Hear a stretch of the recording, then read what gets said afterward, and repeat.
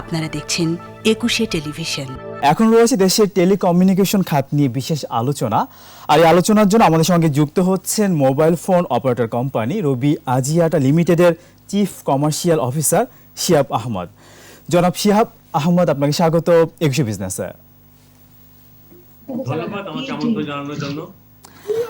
Telecommunication খাত নিয়ে overall আমরা জানবো, তার আগে একটু রবি নিয়ে জানতে চাই। আমরা একটু জানতে চাইবো যে আমরা দেখতে পাচ্ছি যে আমরা যেটা জানি যে 4.5Gর যে নেটওয়ার্ক আপনারা ইউজ করছেন অথবা কাস্টমাররা যেটা ইউজ করছে, সেই কাস্টমারের সংখ্যা কিন্তু এখন প্রায় 5 কোটি, অনেক বড় একটা মাইল ফলক অর্জন আপনারা করেছেন। তো এটিকে কিভাবে দেখছেন, সেই সাথে এটির পথ চলাটা কেমন ছিল সেটা জানতে চাই।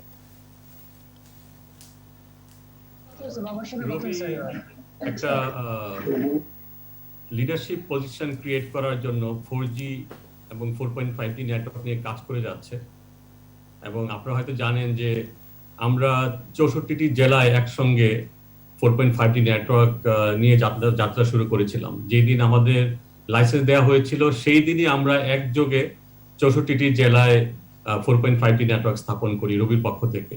এবং আমাদের আইডিয়াটা ছিল যে মানুষের কাছে এই নতুন এক্সপিরিয়েন্সকে যত দ্রুত নিয়ে যাওয়া যায়। এবং আমি বলবো যে সেটাও একটা কারণ, পাশাপাশি রবির অন্যান্য প্রযুক্তিগত সেবা এবং অন্যান্য উদ্যোগের কারণে আমরা 5 কোটির মাইল ফলকটা অর্জন করতে পেরেছি। এবং আমরা রিয়েলি আন্তরিকভাবে কৃতজ্ঞ আমাদের প্যাট্রন, আমাদের গ্রাহক যারা আমাদের নেটওয়ার্ক ব্যবহার করেন এবং আমাদেরকে প্রতিনিয়ত পরামর্শ দিচ্ছেন এবং আমাদেরকে সাহায্য করে যাচ্ছেন। এবং আমি বলবো যে সেটাই আসলে মেইন কারণ যে আমরা নতুন প্রযুক্তিকে মানুষের কাছে দ্রুত উপস্থাপন করতে পেরেছি। সেটাই আমাদের এই 5 কোটির মাইল ফলক অর্জনের একটা প্রধান সহায়ক দিক ছিল। এর পাশাপাশি আমি বলবো যে আমরা প্রতিনিয়ত আসলে আরো নতুন নতুন সেবার নিয়ে কাজ করছি। 4.5G নেটওয়ার্ক একটা নেটওয়ার্ক যেটা মানুষকে উন্নত বা দ্রুতগতির ইন্টারনেট পেতে সহায়তা করে। বাট ইন্টারনেট পাওয়ার পাশাপাশি আমরা এটাও করছি যে কিভাবে নতুন কোনো সেবা মানুষকে দেওয়া যায়। আপনারা হয়তো জানেন যে আমরা 10 মিনিট স্কুল নিয়ে কাজ করছি, যাতে আমাদের তরুণরা শিক্ষা বিষয়ক তথ্য সেখান থেকে সহজে পেতে পারে 4.5G নেটওয়ার্ক ব্যবহার করে। আমরা অন্যান্য কন্টেন্ট নিয়েও যাচ্ছি নিজেদের মাধ্যমে অথবা পার্টনারের মাধ্যমে, যাতে মানুষ বিভিন্ন রকমের কন্টেন্ট উপভোগ করতে পারে, ভিডিওর মাধ্যমে তথ্য উপভোগ করতে পারে। আপনারা জেনে খুশি হবেন যে আমাদের এই উদ্যোগগুলো অ্যাকচুয়ালি ফলপ্রসূ হচ্ছে। আমাদের ডেটা ইউসেজ পার সাবস্ক্রাইবার, আমরা যেটাকে বলি যে গ্রাহক প্রতি গড়ে কতটুকু মেগাবাইট গ্রাহকরা ব্যবহার করেন, সেই দিক দিয়ে আমরা আমাদের এই মার্কেটে এখনো লিডারশিপ পজিশনে আছি। আর আমরা 4.5G নেটওয়ার্ক শুধু 64টি জেলায় স্থাপন করিনি, উত্তরোত্তর সারা দেশে স্থাপন করছি। এবং আমাদের এই নেটওয়ার্ক এক্সপানশন এবং আরো ক্যাপাসিটি বা আরো দ্রুত গতি সংযুক্ত করার কাজ কন্টিনিউয়াস চলছে। আমরা অ্যাকচুয়ালি প্রতিজ্ঞাবদ্ধ যে আমাদের নেটওয়ার্কের মাধ্যমে আমরা গ্রাহকদেরকে নতুন নতুন এক্সপিরিয়েন্স উপহার দিতে পারবো, এবং সেই চেষ্টায় আমরা করে যাচ্ছি। আমরা সেটাই আশা করি।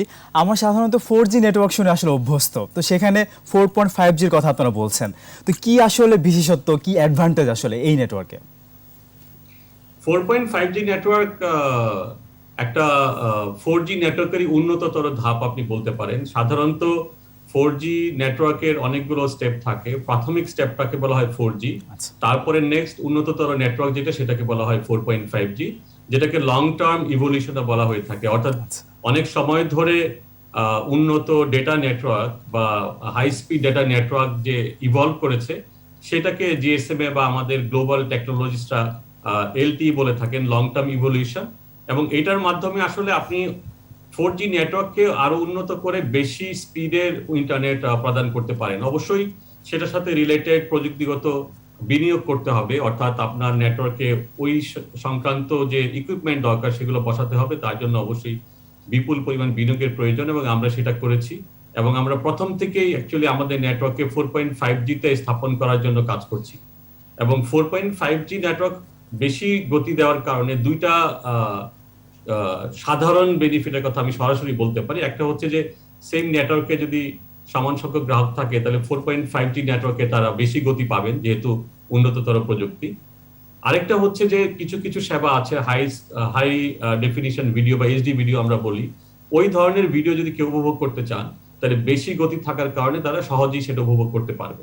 সেটা এখন বিনোদনমূলক কন্টেন্ট হোক, সেটা শিক্ষামূলক হোক, সেটা আপনাদের এই নিউজ ভিডিও হোক, সেটার উন্নততর কোয়ালিটি তারা এনজয় করতে পারবে। আচ্ছা আচ্ছা, আমরা সেটা প্রত্যাশা করি। আমি একটু জানতে চাইবো যে আমরা সাধারণত জানি যে রবি আসলে লাইফের নতুন এক্সপেরিয়েন্সের কথা বলে থাকে, তো সেক্ষেত্রে এই যে নতুন নেটওয়ার্ক 4.5G নেটওয়ার্ক, সেটি আসলে কতখানি আসলে নতুন এক্সপেরিয়েন্স আসলে দিতে পারছে, আসলে কি কি দিতে পারছে আসলে একটু জানতে চাই।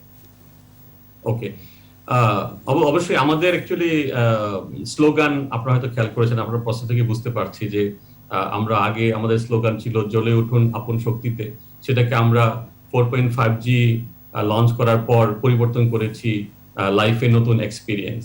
কারণ আগের যে প্রযুক্তি ছিল সেখানে যে গতি ছিল, সেখানে অনেক এক্সপিরিয়েন্স আসলে সেরকম ভাবে উপভোগ করা বা ব্যবহার করা যেত না।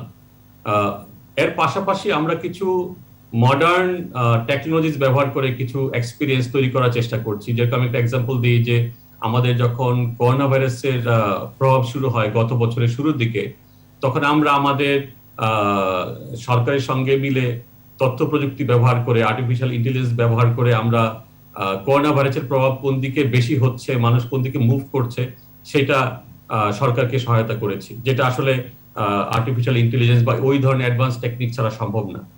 আমরা স্পেশাল লাইন দিয়েছি গ্রাহকদেরকে করোনা ভাইরাস সংক্রান্ত তথ্য, কমপ্লেইন বা বিষয় সম্পর্কে জানার জন্য। আমরা ঢাকা এবং চট্টগ্রাম সিটি কর্পোরেশনের সঙ্গে সমঝোতা স্মারক স্বাক্ষর করেছি। এই 4G এবং 4.5G এবং ভবিষ্যতে 5Gও আসবে, তখন ইন্টারনেট অফ থিংস যে টেকনোলজিটা সারা বিশ্বে এখন প্রচলিত হচ্ছে, যেখানে আপনি মানুষের মোবাইল ফোন ব্যবহারের বাইরেও বিভিন্ন মেশিনে আপনি টেকনোলজি ব্যবহার করে সংযোগ স্থাপন করতে পারেন এবং সেটাকে ব্যবহার করতে পারেন, যেটার মাধ্যমে স্মার্ট সিটি প্ল্যানিং করা হয়। আমরা ইতিমধ্যে ঢাকা এবং চট্টগ্রাম সিটি কর্পোরেশনের সঙ্গে সমঝোতা করেছি ইন্টারনেট অফ থিংস এর মাধ্যমে, আইওটির মাধ্যমে স্মার্ট সিটি প্রকল্প নিয়ে কাজ করতে।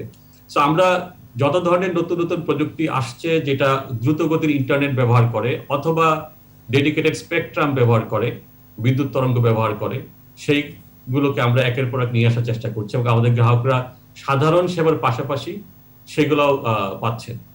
অবশ্যই। জনাব শিহাব আহমদ, আমরা ছোট একটা বিরতি নিয়ে আসি, বিরতির পরে এসে আবারও আমরা টেলিকমিউনিকেশন খাতে আরো অনেক কথা আপনার কাছ থেকে শুনবো। অবশ্যই। দর্শক, এবার নিচ্ছি একটা বিরতি, ফিরে আসবো একটু পরে, আমাদের সঙ্গেই থাকুন।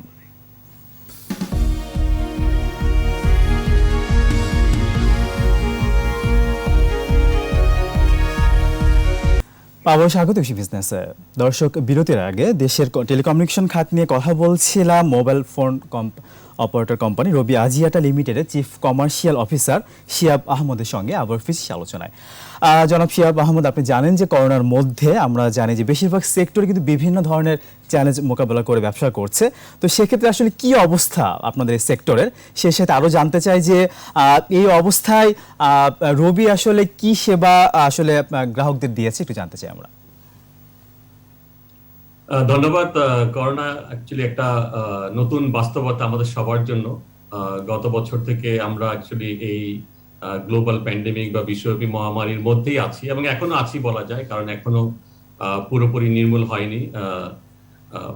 করোনা ভাইরাসের যে ইম্প্যাক্ট, এটা আমাদের দেশের অর্থনীতিতে আমি বলবো যে একটা বিশাল ইম্প্যাক্ট। কারণ হচ্ছে যে এটা আমাদের জীবনযাত্রাকে অ্যাকচুয়ালি চেঞ্জ করেছে, যেটা সাধারণভাবে আমরা আসলে আমাদের যে চিন্তা ভাবনা থাকে সেখানে এত দ্রুত জীবনযাত্রার এত বড় পরিবর্তন সাধারণত আমরা আমাদের কোনো পরিকল্পনায় রাখি না। আমরা ধরে নিই যে আস্তে আস্তে সবকিছু পরিবর্তন হবে এবং আমরা সেই অনুযায়ী আমাদের টেলিকমিউনিকেশন নেটওয়ার্ক নিয়ে কাজ করি। তো সবচেয়ে বড় ইম্প্যাক্ট যেটা হয়েছে, আমি যদি করোনা ভাইরাসের ইম্প্যাক্ট হিসেবে বিবেচনা করি, আমরা মানুষের কিছু মুভমেন্ট দেখতে পেয়েছি from urban area to rural area, শহরাঞ্চল থেকে গ্রামাঞ্চলে। এটা কারো কারো ক্ষেত্রে লকডাউনের জন্য হতে পারে, কারো কারো ক্ষেত্রে তার আয় কমে যাওয়ার কারণে হতে পারে বা অন্য কোনো কারণ হতে পারে। এটা একটা বিশাল পরিবর্তন, কারণ শহরাঞ্চলের যে ডেটা ট্রাফিক ছিল সেগুলো আসলে গ্রামে সরে গিয়েছে এবং আমাদেরকে তাৎক্ষণিক এটা নিয়ে কাজ করতে হয়েছে যাতে আমরা প্রয়োজনীয় সেবাটা গ্রামাঞ্চলে একইভাবে দিতে পারি। এটা একটা জিওগ্রাফিক্যাল চেঞ্জ আমি বলবো। দ্বিতীয় টেলিকম সেক্টরে যে পরিবর্তনটা আমরা দেখেছি সেটা হচ্ছে যে ফোন করে কথা বলার যে পরিমাণ, প্রতি গ্রাহকের একটা মাসিক গড়ে কত মিনিট কথা বলেন, সেটা কিছুটা কমে গেছে। কিছুটা বলবো না, আসলে আমাদের ব্যবসায়িক চিন্তার থেকে চিন্তা করলে একটা বেশ বড় অংশ কমে গেছে। এবং এটা অপারেটর টু অপারেটর একটু পার্থক্য হতে পারে, বাট আমার জানা মতে সবাই একইভাবে এই সমস্যাটা ফেস করেছে। তার বিপরীতে সেটা ছিল নেগেটিভ সাইড। আর তার বিপরীতে পজিটিভ যেটা হয়েছে সেটা হচ্ছে যে মানুষ যেহেতু বাইরে বেশি বের হচ্ছেন না, সুতরাং তার ডিজিটাল প্রযুক্তি ব্যবহারের প্রবণতা বেড়েছে। তার মানে আমরা যেটা দেখছি যে ইনডোর থেকে মানুষ ইন্টারনেট ব্যবহার করছেন দিনের বেলা, যেটা আমরা আগে কম দেখতাম। আগে মানুষ বাইরে ব্যস্ত থাকতেন, অফিসে হলেও অথবা অন্য কোনো কাজে অথবা স্কুলে, কলেজে, ইউনিভার্সিটিতে। সেটা আমরা দেখতে পাচ্ছি যে বাসা থেকেই সব কাজ পরিচালনা হচ্ছে। তো সারাদিন মানুষ তার কাজের জন্য হোক বা বিনোদনের জন্য হোক ইন্টারনেট ব্যবহার করছে। কিন্তু এর পাশাপাশি আরেকটা জিনিস আমরা দেখতে পাচ্ছি যে আগে ইন্টারনেটের ক্ষেত্রে হয়তো বিনোদনমূলক ভিডিওগুলোই বেশি ব্যবহার করা হতো। করোনা ভাইরাসের পরে আমরা দেখছি যে গ্রাহকরা বিনোদনমূলকের পাশাপাশি পেশাগত অথবা শিক্ষামূলক ভিডিও প্রচুর পরিমাণে ব্যবহার করছে, কারণ ডিজিটাল প্রযুক্তি বিকেম পার্ট অফ লাইফ, আমাদের জীবনের একটা অংশ হয়ে গেছে। আরেকটা জিনিস আমি বলবো যে ভালো দিক, যেটা আমরা বলবো যে করোনার কারণে হয়েছে, যেটা হয়তো আস্তে আস্তে ভবিষ্যতে হতো আমরা আশা করছিলাম, সেটা হচ্ছে যে মানুষ ডিজিটাল প্রযুক্তিতে অভ্যস্ত হওয়ার কারণে আমাদের যে একটা রূপকল্প ডিজিটাল বাংলাদেশ গড়ার যে চিন্তা, সেটা আসলে অনেক সহজে অগ্রসর হয়েছে। আপনি দেখবেন যে সরকারি বিভিন্ন অনলাইন সার্ভিসগুলো এখন মানুষ আগের চেয়ে সহজে অনলাইন নিচ্ছে, এখন আর অফিসে যাচ্ছে না, অথবা ডাক্তারের সঙ্গে কনসালটেশন করছে অনলাইনে, সো আগের মতো যাচ্ছে না। সো ডিজিটাল লাইফস্টাইলের যে সমাজে প্রসার, সেটা অনেক দ্রুত হয়েছে, যেটা আমি বলবো যে দীর্ঘমেয়াদে আমাদেরকে বেনিফিট দিতে পারে। আর আপনি যদি রবির কথা বলেন, যে রবি থেকে আমরা এই 4.5G নেটওয়ার্ক দিয়ে করোনা ভাইরাস কালে কিভাবে সবাইকে সহযোগিতা করার চেষ্টা করছি, তো প্রথম হচ্ছে সাধারণভাবে আমরা আসলে কি করছি। আমরা একটা জিনিস দেখেছি যে মধ্যবিত্ত বা নিম্ন মধ্যবিত্ত গ্রাহক যারা, তারা করোনার একটা শঙ্কায় সারাক্ষণ বাস করছেন, কারণ যদি করোনা হয়ে যায় অনেক খরচ চলে আসতে পারে। আমরা করোনা সংক্রান্ত লাইফ ইন্স্যুরেন্স প্রোডাক্ট মার্কেটে এনেছি, যাতে মানুষ খুব অল্প টাকায় ওই ইন্স্যুরেন্সে সাবস্ক্রাইব করে তার এই সংখ্যাটাকে কমিয়ে আনতে পারে। এটা পুরোপুরি হয়তো দূর হবে না, বাট কমিয়ে আনতে পারে। আমরা যারা ফ্রন্ট লাইনার, যারা ডাক্তার, যারা রেজিস্টার্ড ডাক্তার সারা দেশে করোনা রোগীদেরকে সেবা দিচ্ছেন, এবং আপনি যদি করোনার বিস্তার রোধে বা প্রতিরোধে কারো কথা বলতে হয়, তাহলে আমাদের ফ্রন্ট লাইনে যারা কাজ করেন তাদের কথা বলতে হয়। তা আমরা এই স্বাস্থ্য সেবা যারা দিচ্ছেন তাদেরকে আমরা অফলাইনে বিশেষ ডেটা প্যাকেজ দিচ্ছি, যদি তারা ইতিমধ্যে আমাদের গ্রাহক না হয়ে থাকেন তারা ওটা নিয়ে ব্যবহার করতে পারে। এছাড়া আমরা সরকারের সঙ্গে কিছু কাজ করছি, যেটা একটু আগে বলেছিলাম, যে 333 লাইনের মাধ্যমে গ্রাহকদেরকে তথ্য দেওয়া, গ্রাহকদেরকে প্রি কল তথ্য দিয়ে প্রতিনিয়ত করোনা সম্পর্কে জানানো, যে আপনি মাস্ক ব্যবহার করুন, বাইরে বের হবেন না, সেগুলো জানানো, সেগুলো আমরা করছি। এর বাইরেও আমরা এখন কিছু কাজ করছি, যেগুলো আর্টিফিশিয়াল ইন্টেলিজেন্সের মাধ্যমে ভালনারেবল গ্রাহকদেরকে খুঁজে বের করে, যারা হয়তো ব্যবহার করতে পারছেন না, তাদেরকে সহজ মূল্যে বা কোনো কোনো ক্ষেত্রে বিনামূল্যে ডেটা সেবা দেওয়ার চেষ্টা করছি, যাতে তাদের এই সময়টাতে ইন্টারনেট ব্যবহার করার যে অভ্যাসটা ছিল সেটা যেন চালু থাকে, এবং ভবিষ্যতে তারা যেন সহজে সেটা করতে পারে। এবং আরো অনেক সেবা নিয়ে আমরা কাজ করছি, যেগুলো হয়তো একের পর এক আসতে থাকে। অবশ্যই আমি একটু জানতে চাইবো, সাম্প্রতিক বছরগুলোর মধ্যে পুঁজিবাজার একটা বড় ঘটনা হচ্ছে রবির তালিকাভুক্তি। তো কি অবস্থা, আপনি যে পথ চলাটা আমরা দেখতে পাচ্ছি শেয়ার বাজারে, পুঁজিবাজারে, কিভাবে দেখছেন আসলে, এবং গ্রাহকদের জন্য যদি পুঁজিবাজার বিনিয়োগকারী যে তাদের জন্য যদি কিছু বলার থাকে আপনার? পুঁজিবাজারে রবির আসার ব্যাপারটা অবশ্যই বাংলাদেশের শেয়ার বাজারের ইতিহাসে একটা বড় ঘটনা, কোনো সন্দেহ নেই। প্রায় 52 কোটিরও বেশি শেয়ার অ্যাকচুয়ালি গ্রাহকরা নিয়েছেন, এবং তার মাধ্যমে রবিতে বিনিয়োগ করেছেন। তো আমি বলবো যে এটা অবশ্যই একটা বিশাল কমিটমেন্ট আমাদের দেশের বিনিয়োগকারীদের, সাধারণ এবং বিনিয়োগকারীদের। সবচাইতে বড় পেইড আপের আসলে একটা শেয়ার তালিকাভুক্তি হয়েছে রবির মাধ্যমে। জি এক্স্যাক্টলি সবচেয়ে বড় পেইড আপ আইপিও ছিল এটা। জি তা আপনি যদি রবির আহ, গত 4-5 বছরের অগ্রগতি বিবেচনা করেন, আমরা প্রায় প্রতি বছরই মার্কেট শেয়ার গেইন করেছি। অর্থাৎ আমাদের যে টেলিকম বাজারে আমাদের যে মার্কেট শেয়ার ছিল সেটা প্রতি বছরই বেড়েছে। প্রতি বছরই আমাদের নেটওয়ার্ক এক্সপানশন হয়েছে, আমাদের গ্রাহক সংখ্যা বেড়েছে, আমাদের আয় বেড়েছে এবং আমাদের ব্যালেন্স শিট আগের চেয়ে জোরদার হয়েছে। এর পাশাপাশি আমরা পুঁজিবাজার থেকে যে বিনিয়োগটা পেয়েছি সেটাও আমরা আসলে নেটওয়ার্ক বিস্তারে কাজে লাগাবো। আমাদের parent company Axiata group actually বছরের পর বছর হাজার হাজার কোটি টাকা বিনিয়োগ করেছেন, বাট আমরা এখানে বিনিয়োগটা হয়তো তাদের কাছ থেকেও এনে করতে পারতাম, বাট আমরা মনে করি যে সাধারণ বিনিয়োগকারীরা আমাদের সঙ্গে সংযুক্ত হলে এটা অ্যাকচুয়ালি আমাদের ন্যাশনাল ইকোনমিতে অ্যাকচুয়ালি বেশি কন্ট্রিবিউশন হবে, এবং সেই জন্যই আমরা অ্যাকচুয়ালি পুঁজিবাজারে এসেছি।